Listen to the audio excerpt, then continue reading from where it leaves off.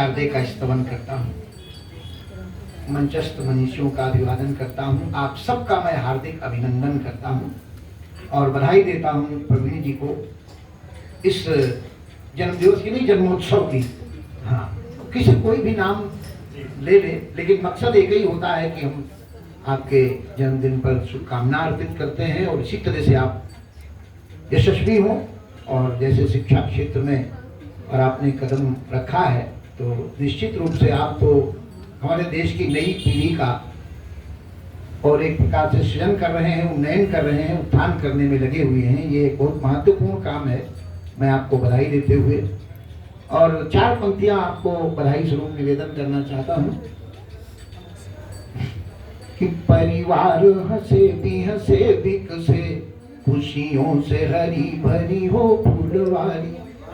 परिवार हंसे बिकसे, खुशियों से हरी भरी हो फूलवारी। और हर्ष के पंछी सदा चाह के, माह के नित कीर्ति की केशर क्यारी। हर्ष के पंछी सदा चाह के, माह के नित कीर्ति की केशर क्यारी। और शिक्षा के क्षेत्र में नाम रहे सदा, आरती आपकी जाए उतारी। और जन्मोत्सव के शुभ अवसर पे परमेश्वर से विनती है हमारी। जन्मोत्सव के शुभ अवसर पे और यह मंगल कामना। धन्यवाद। आइए, अभी वो कहाँ गए हमारे योगेश जी? वो बता रहे थे केवल आशीर्वाद लेना है, मतलब समझ रहे हैं कि ज्यादा नहीं पढ़ना।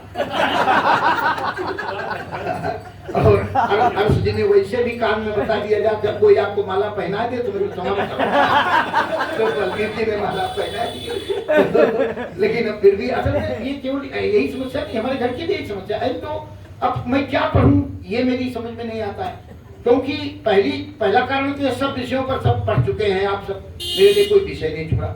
और दूसरा क्या है, अगर मैं श्रृंगार पढ़ने का मन बनाऊं तो हमारे शिष्य लोग ये सब यहाँ बैठे सब गुरु जी को कहे, गुरु जी इस उम्र में श्रृंगार, जैसे लगता हम इसी उम्र में पैदा हुए।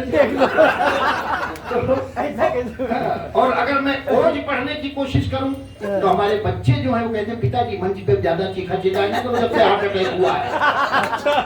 तो अब एक दूसरा संकट पैदा हो गया। अब ये हास्य व्यंग अगर मैं पढ़ने शुरू करूं तो सामने तनहा जी बैठे हैं, मेरे लिए कुछ छोड़ो। अनुरागी जी वही वाले शिष्य हैं, की बात भी लगती है। तो मैं क्या पढ़ूं क्या न पढ़ूं ये बड़ा। तो अब मैं एक अध्यक्ष भी हूँ, तो मैं ज्यादा पढ़ने की अपेक्षा भी नहीं रही जाती। अब मैं पढ़ता नहीं हूँ, मैं पढ़ना सिखाता हूँ।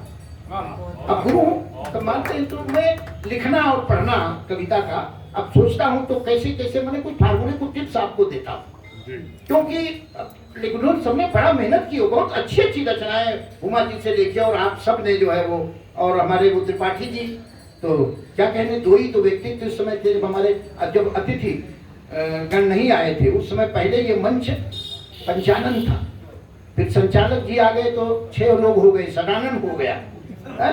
उसके बाद जो है ये हमारे जब योगेश जी आए पढ़ने लगे, ये बोले भी शामिल हो गए, तो ये सप्तऋषि हो गए हम लोग। और इस समय जब अतिथिगण आए तो ये मंच दशानन हो गया। बिल्कुल रामलीला का नहीं, ताली बजा नहीं, बार बार देखिए अभी वो हुमा जी कहती ताली नहीं बजा रहे हो, ताली नहीं बजा रहे हो, और सब कुछ कहने के बाद सबने बजा दी। ईश्वर सुल्ताने ने तो बिल्कुल हो, एक बात नहीं कहती।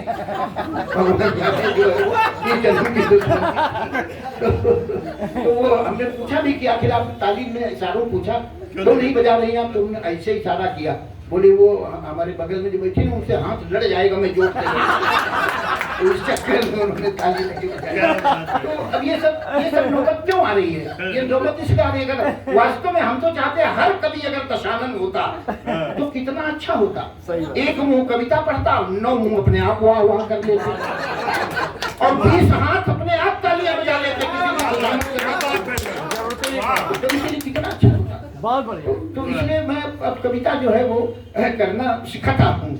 अब जैसे अब तमाम हमारे कवि लोग मुझसे पूछते हैं, शिष्य लोग गुरु जी कि दोहा में कितनी मात्राएं होती है, वो छंद कैसे लिखूं, इसमें गण बता दीजिए। हमने कहा हमने ये कुछ पढ़े नहीं, हम तो वही विज्ञान के विद्यार्थी रहे और भाषा भास्कर में जितना पढ़ाया जाता था परीक्षा पास करने के लिए सिर्फ उतना ही हमने जो है पिंगल पढ़ा है, बाकी हमें वास्तव में कुछ नहीं आता है। और मैं पहले बताना चाहूँ, 4 पंक्तियां पढ़ता हूँ इसी विषय पे में कि भाषा का ज्ञान नहीं हमका, नहीं पिंगल मातनी को निपुणाई। ईमानदारी से बता रहा हूँ, भाषा का ज्ञान नहीं हमका, नहीं पिंगल मातनी को निपुणाई। और छंद अलंकार न जानो कछु, नहीं जानो सोर ठायो चौपाई।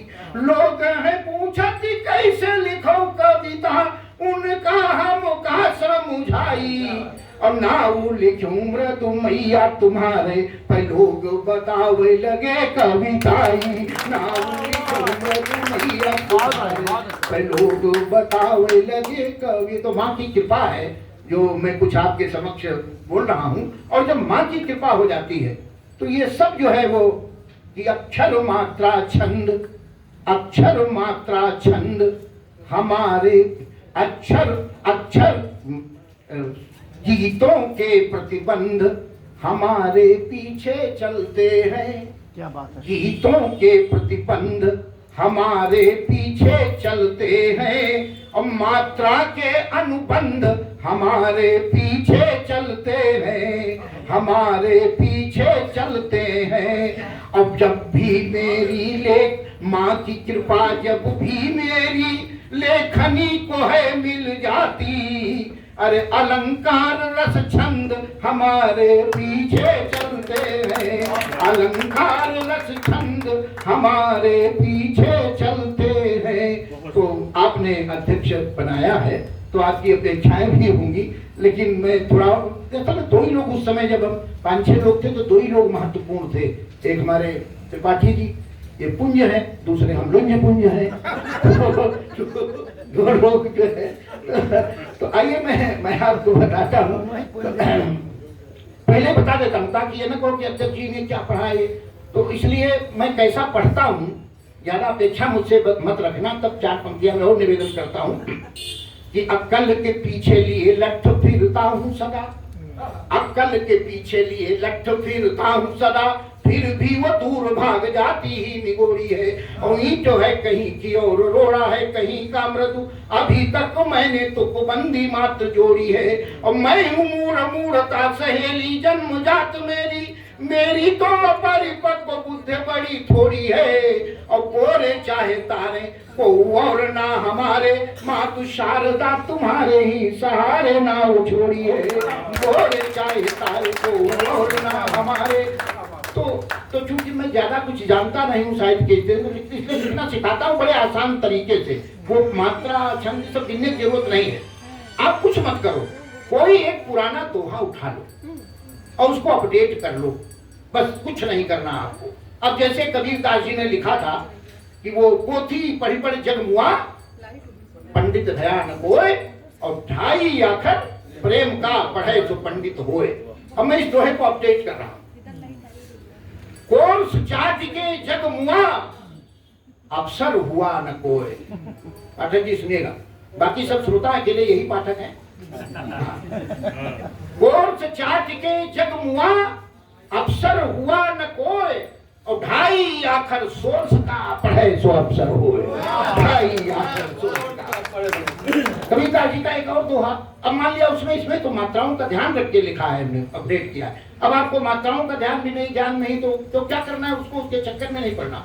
दोहे को 2 पंक्तियों में अपडेट कर दो और सुनाओ। आज के युग में देखिए, कविता जी का एक दोहा था, साहब से सब होत है, बंदे से न चुनाए, और राई को पर्वत करे, पर्वत राई माए। आपको 5 साल पीछे ले चलता हूँ। पर्वत राय, अब देखिए अपडेट कर रहा हूँ इस दोहे को मैं। पीएम से सब होत है, चेरी कर दे रानी। पीएम से सब होत है, चेरी कर दे रानी, और राई को स्मृति रानी, पर्वत को अडवानी।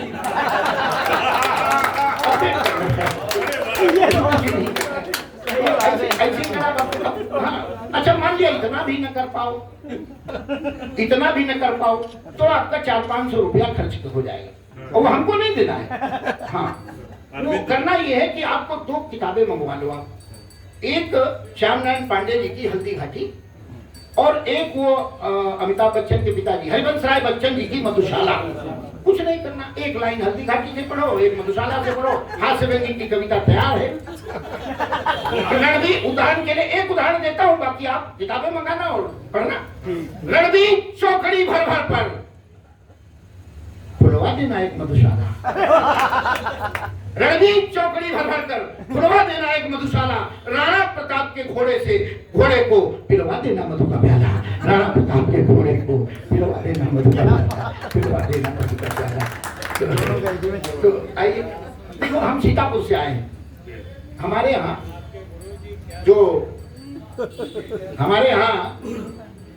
और जिन्होंने वो लिखा है क्या बोलते हैं, कृष्ण सुदामा चरित, नरोत्तम दास जी हमारे बाड़ी के थे सिदौरी के। उनका एक बड़ा वायरल छंद है, आज के युग में होता तो वायरल हो जाता वो, कि शीश पका न जगा तन में प्रभु जाने को आही बसई के ही ग्रामा। एक व्यक्ति गया है वहां मिलने के लिए द्वारिकाधीश से, शीश पका न जगा तन में प्रभु जाने को आही बसई के ही ग्रामा, धोती फटी सी टटी दुपटी और उपाय उपानो की नहीं सामा, और द्वार खड़ो तुझ दिलबल देख रहो चकिसो वसुधा अभिरामा, और पूछत दीन दयाल को धाम बताओ तो आपनो नाम सुधामा। अब मैं इस छंद को अपडेट कर रहा हूँ। अब आज के जो द्वारिकाधीश जिनको हमने यहाँ से चुन के भेजा, अब वो द्वारिकाधीश नहीं है, वो दिल्लीपति हैं। और वहां मिलने के लिए गांव का बेचारा जिसने उनको वहां तक पहुंचाया, वो जाता है तो होता क्या है, अब वहां पे वो द्वारपाल नहीं है, अब सिक्योरिटी गार्ड है। और वो पहुंचता है तब उस छंद को अपडेट कर रहा हूं मैं। शीश पगान छगातन में प्रभु जाने को आही न कारण मोटर। अब दिल्ली में मिलने किसी से पैदल या रिक्शे चले जाओ, शीश पगान छगातन में प्रभु जाने को आही न कारण मोटर, और धोती फटी सी लटी दुपटी तन पे वही के न तो कोट न सोटर, तन पे वही के न तो कोट न सोटर, और द्वार खड़ो एक दुर्बल व्यक्ति और रहे लखी आपको फ्लैट व कोटर, और पूछती है प्रभु आपको नाम, पूछती है प्रभु आपको धाम, बतावती है खुद को मृदुओटर, पूछती है प्रभु आपको धाम, बतावती है खुद को मृदुओटर। तो ये है बस ऐसे। और भी अब क्या बताया, मैं चाहता हूँ तो अब देखिए हमारी बुआ जी बहुत अच्छा श्रृंगार पढ़ी थी, मेरा भी बड़ा मन है और इसलिए मन है नहीं, उन्होंने कहा नहीं वो मैं मेहंदी लगाई तेरे नाम की फिर कार्तिक की सुनिए तो मैं बड़ा प्रसन्न हो गया।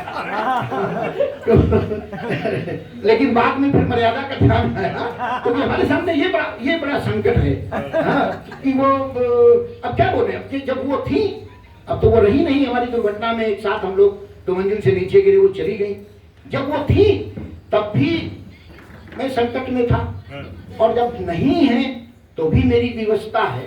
4 पंक्तियां श्रृंगार की इसी संयोग योग की व्यवस्था की पढ़ता हूं। जब वो थी कि उनके डर से उसके घर थे मिलने जा नहीं सकते, कि उनके डर से उसके घर थे मिलने जा नहीं सकते, वो घर आ जाए तो एकांत में बतिया नहीं सकते, वो घर आ जाए तो एकांत में बतिया नहीं सकते। न अब वो है न अब डर है, विवशता किंतु ऐसी है, निर्भय जी सुनेगा, न अब वो है न अब डर है, विवशता किंतु ऐसी है, रखी डायबिटिक हूँ रखी बर्फी है लेकिन खा नहीं सकते, डायबिटिक हूँ रखी बर्फी है लेकिन खा नहीं सकते। सही मर्यादा में लिखना पड़ता है। एक इसी खानदान की 4 पंक्तियां और एक बिल्कुल नई अनूठी अछूती उपमा दे रहा हूँ, अगर समझ में आए तो समर्थन करिएगा। कि रात ही रात हो केवल सुनहरा प्रात ना पहुँचे, रात ही रात हो केवल सुनहरा प्रात ना पहुँचे, कई दिन तक अगर उन तक हमारी बात ना पहुंचे कई दिन तक, अगर उन तक हमारी बात ना पहुंचे तो होती इस कदर उलझन किसी से कह नहीं सकते, तो होती इस कदर उलझन किसी से कह नहीं सकते। हो जैसे पीठ में खुजली वहां तक हाथ ना पहुंचे, हो जैसे पीठ में खुजली वहां तक हाथ ना पहुंचे। और 4 पंक्तियां इसी खानदान की ओर पढ़ता हूँ, श्रृंगार की। इसमें भी बिल्कुल एक नई उपमा दी है। तेरी खातिर प्यार का नया स्टाइल बन जाऊंगा, तेरी खातिर प्यार का नया स्टाइल बन जाऊंगा। अगर प्यार से छुओगी तो टच मोबाइल बन जाऊंगा, अगर प्यार से छुओगी तो टच मोबाइल बन जाऊंगा। गर हमास सी कातिल नजर ने कत्ल किया मेरे दिल का, तो छोड़ूंगा नहीं तुझे मैं इजराइल बन जाऊंगा, तो छोड़ूंगा नहीं तुझे मैं इजराइल बन जाऊंगा। अब हमारा भारत बदल रहा है, बदलती हुई परिस्थितियों का एक मुक्तक भारत के नाम समर्पित करता हूँ, क्योंकि यह श्रृंगार साहब को ओज की ओर जोड़ रहा हूं मैं। पंक्तियां सुनिएगा कि मिलाकर आंख दुनिया से ये भारत बात करता है, मिलाकर आंख दुनिया से ये भारत बात करता है। पटखनी पर पटखनी दे जो इससे घात करता है, पटखनी पर पटखनी दे जो इससे घात करता है। बुलेट AK-47 की कभी आयात करता था, बुलेट AK-47 की कभी आयात करता था। वो भारत विश्व में ब्रह्मोस का निर्यात करता है, वो भारत विश्व में ब्रह्मो। और मैं अगर वो पढ़ना भी चाहूं, अब सामने हमारे राम प्रसाद हाथी खड़ा है और इन्होंने कहा था कि मैं वो हिंदू मुसलमान की बात नहीं करता, और मैं वो लिखूं और न बात करूं तो हमारा वो ये नहीं पूरा होता है, क्योंकि मुझे कष्ट इस बात से होता। अब एक नया शिगुफा हमारे देश में शुरू हो गया, आई लव मोहब्बत। अरे अभी तक क्या कर रहे थे, अभी मोहब्बत हुई क्या? अरे 5-5 बार बाकायदा माइक लगा करके ला इलाहा इल्लल्लाह मोहम्मद रसूलुल्लाह, किसी ने रोका आज तक आपको? अरे हम भी उतने प्यार करते हैं जितना आप प्यार करते हो, क्योंकि हम तो अल्लाह ईश्वर तेरा नाम सबको सन्मत दे भगवान, सब में कण कण में जो है वो उसी परमात्मा को देखते हैं। तो यहाँ भेद कहां से आ गया?